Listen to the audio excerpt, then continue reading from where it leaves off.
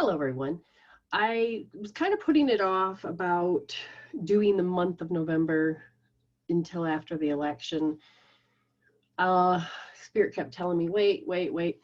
Now Spirit tells me it's okay. So I'm going to be doing a meditation on November 11th, which would be probably November 10th in the United States. Uh, Noon my time, so we'll have to use a time date calculator. Now, it's not going to be part of this group, so there is a cost. I haven't decided how much yet, but it's going to be about aligning up to not what the collective is, what it can be, what to help bring more light into the planet, to help us download, not just us, but the energy field around us. So when we're around people, talking to people, we can affect how they interact with us, because I feel like the important part is those that do choose to do the meditation will help the new collective come into place when we, start being more 5D. So as I began to do it for November, there was a lot of guilt that seemed to be coming about, and this was the second chakra. So we're doing started off with the way the relationship was going to be. And guilt is how it was being used in that old collective. And the guilt was doing a lot of creating. So the lower frequency of guilt was affecting the way that our I think this one is actually the seventh chakra. I'm not so sure. I'll have to tell you about that more. I'll give you more details of it, but it's about creation. The way that we create, whether it's the sixth chakra or seventh chakra, the way that we create, we really have done it the old way, and we're ready to take off the mask, the facades, all these things that we've been when we were asleep. And it's not the same kind of sleep that you see out there. Stop being a sheep, stop it. Because you're showing basically the metaphysical programs, the type of personalities that we chose to come in with, the type of archetypes, which are the main one is the pimp and the hoe, or the pimp and the prostitute. And we're working through our 4 archetypes that all of us have, which is the child of many different ways, the saboteur, the victim, and the prostitute. Now, the prostitute can turn into the victim, okay? But how does it turn into the victim is that if you are more non-developed, that's where the child part is, or if the child have a lot of emotional baggage, which means there was a lot of emotions that we did not get evolved out of, and that will keep creating us to sabotage ourselves or sabotage somebody else because we're staying right where we are. So we're ready to take that mask off. These are the masks that if somebody guilt tripped us and are trying to get us to do what they want, because I want this particular outcome, but how do they maneuver you to do that? So then they'll hurt your feelings, and then you'll put a facade on, and then the next thing you know, you just don't know who you are. Now, being that said, this next energy part is that we're really going to notice more of the victim consciousness thinking that we're talking. What are we doing? And we're going to do it when we start to look at the perceptions, because before most people don't look at these perceptions. They're just told this is the perception they're supposed to do. But that taps into a lot of their insecurities, So you're talking again about opening up, because these are green. This is the heart. And working on the first chakra, which is that fear, safety, security, stability. How can I be me? Which is the third. How can I be me? And how can I be in my heart? How can I be in heart space? Because we're so used to looking outside ourselves to identify who we are. How can I do it if I have all these insecurities? And these insecurities were based on looking at the outside to define who we are. So when we begin to heal out or change what we want, we then will turn around and create a different destiny. Okay. It's your knees represents the destiny. So your ability to move forward, your ability to, which way am I going? And you kind of need to balance out the yin and yang. You can't live with one without the other. By doing your growth, your heart, once you start to heal all the wounds out of your heart, you'll be able to get into more of that destiny, because you'll start to resolve out those insecurities. And when you do that, you'll take this victim that when it's out of balance, you're going to find that you can balance this and not have to be one or the other extremes of it, but you can have a wonderful wisdom from it, which then helps you shift your perceptions, which changes the way that you think. So I asked, what is this going to be about? And they said, well, the yin is going to learn about being the giver of the light. And the reason is that yin is considered the dark and yang is considered light. So when I asked, well, what's the yin going to do? The yin is supposed to be the giver of the light. So I'm just going to dive in a little bit further for you on that. Giver of the light. Let's see here. Well, I am testing all these little things of me that I want to work on. I can feel them. The giver of the light. Sometimes it's not what you think it is. This is hilarious. It's a small book. Let's try again. One. Nope. No. Oh, a constant flow of energy. So, which draws from countless realms the seeds of wisdom required for evolution and enlightenment. So the yin is going to step up to the plate and be able to, give. Whereas before we didn't know who we are and we gave to the outside, but now we're going to be able to heal our heart in different areas and change that perception that we're going to be able to let the yin in and let it through, and then it can be learned how to be the giver of the light, which then a constant healthy flow. There is no wisdom without an ongoing healing of spirit, the light that illuminates our connection with the infinite. The light barrier dispels the shadows. Wisdom and the understanding put you in touch with yourself. So we're beginning to find ourselves now a lot more, which is good.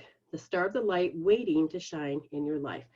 So you're going to learn to feel it, get to know it. And then out here, you're going to look at things and you're going to go, ah. And you're going to train yourself to see more of love, more of balance, more of the light. And when you do, embrace it. So I asked Spirit, okay, what's yang going to do? And then the yang came up and it said that it's going to start to do a form of initiation. And when I asked Spirit, what does that mean? Spirit said, well, get out the little book. And I did.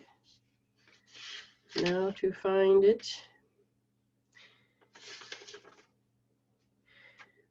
We're going to do this again. Huh? I can see the pattern.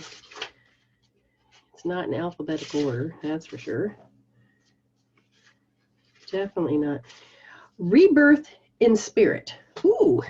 So the yang side, that's good, people, because I'm not sure if you've seen all the rest of them, but just to recap, the energy years and years and years, a long time ago, the yang energy came in and started to really separate and put yin under, hide it, to really see when yang asserts itself, aggression, what can we do? And the feminine part of ourselves, men and women, all experience going through this yin-yang issue, and to the point where women that are considered yin took on yang roles. And instead of coming back to that unity, which is what we're going to within integration, where both halves are coming together and drawing to themselves how to support one another. So the yang is going to rebirth in spirit. A threshold has been crossed. Yes. Excellent. The light within brightens. So there's part of your integration right here. Okay. The integration is beginning to happen. And the transformation of the spirit self, the rites of passage for the soul, a conscious choice has been made. A test period ended. Oh my gosh, that's awesome. New purpose within life and reality. The light dawns and the shadows are scattered. Remember, the dark shadows are scattered. So we're going to end up taking the yin and finding out that it's not the enemy, and turn it around and find the wisdom within. So these two are coming together. That's so perfect. And the unity card, the card I said, okay, what card do we pull that is going to really help us in November with our yin and yang? And it's the commitment card. Okay. Now the commitment card, I had stopped. I didn't pull the card after that because a part of me is like, okay. It says there's a rededication to the self. Now, it doesn't mean that you have to be rededicated to your ego self, but a rededication to the self and the evolution of the spirit, which is you're finally going to commit and say, who am I? I am not that. I want to get my power off that. I don't need to believe in that. I no longer need to accept that. You're going to have more light codes come on. You're going to be more deeper into, yeah, I know this. You know, like I know my name. You will stop really being out there to get your answers. So a conscious promise to the self has been made. A stand has been taken. Determination to reach forward and grow towards potential. Recognition has been made of the need to focus on self and to commit to new directions. That means a lot more, not just the light codes coming on, but more of the light paths are going to appear, which would be easier to see when you do synchronicities, listen to spirit. You know, spirit show me in a big way, and all of a sudden you should be able to start seeing them more and more. And you are going to be able to hold that, which means emotions are magnetic. So your reticular activating system, the RAS that goes out from you, can be more of the light, and you can then draw more light to you, which is a good thing. Let's see. Healing is finally acknowledged so that the journey towards growth can be resumed. New faith in the self renews inner promises. I think that's fabulous. So what would I say just to you guys? All the stuff that's there, you have to really step up to that first chakra and say, do I need to be in fear? Do I need to really believe in the fear? And you're going to learn more about going within and look more at the character traits that people have. They're going to come to the surface more. We've seen them a lot. We've always seen them, but a lot of us have not really recognized them. And you're going to notice that has to be a lot of maturity that's going to have to start happening. If you see a lot of people run around mad, throwing tantrums because they can't get the way they want, you know, I wanted this, and how can I get you to give it to me? And the nerve stimulation. Now, this is the thing I wanted to ask Spirit, because that's when I stopped. I goes, I can feel how we have been oversensitive. Don't take offense to that word. It means the overstimulation. We're overwhelmed. We're supposed to be able to delete, distort, and generalize, and only take in so much information without having to be our nerves to be overtaxed. And I'm like, oh my gosh, how are we going to do this? So what are we going to do? And one of the things Spirit says that we're going to do is that you're going to dive a little bit deeper about law of attraction, which is cause and effect, which is karma, which is you're going to probably see more of like, oh yeah, you know, I really want this. And so you really want something.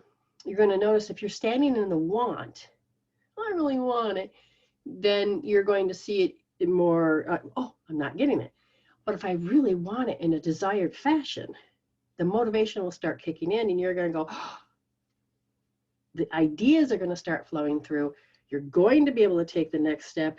You're going to be able to take and decide, this is what it's more about. So you're going to wake up a lot with a lot more understanding. So law of attraction is we draw to ourselves the reflections of what we give to others. So when the information, which is mostly what we're lacking, begins to come to place, we're going to go, oh, I just treated them like crap. Now, some of you are going to start having dreams and you'll see this behavior and then you're going to recognize it in yourself and you're going to go, I don't know if I want to do that anymore. I don't know if I like that character trait of mine. I think I might change that. Well, there is healing tools for this. So however you choose to see it, how you choose to you see that mirror, you're going to have a choice that you can change it. Just make sure you don't have to sit there and beat yourself up going, oh, yeah, I want that to be changed. Yeah. So find that commitment within self. The self must be invested in order for gains to be made. What is needed is always drawn to us.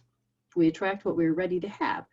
We attract for growth and learning experience. We draw in to share, to expand ourselves. A card seeking of opening up to the needs of the soul and recognizing that the answers are all within. And that is so important. So I feel like this meditation I'm going to do in November and December will help you take that alignment to, it doesn't matter what's going on, but you're going to be able to go in and you're going to go into a space of expanding so that you can actually start to not only have some light codes turn on, but you'll start to see your path illuminate and start to recognize. So we're going to ask Spirit to help us bring in that vibration just a little bit more, help your nerves to release the old, transform it into, it's like when you're trying to do an ability, you suck at it, and then all of a sudden you get really good at it. That's what we want. We want your nerves to get prepared to be really good at it. So thank you for waiting for this monthly card report, and I'm just send you light and love. And remember, there's always a healing tool. Thank you.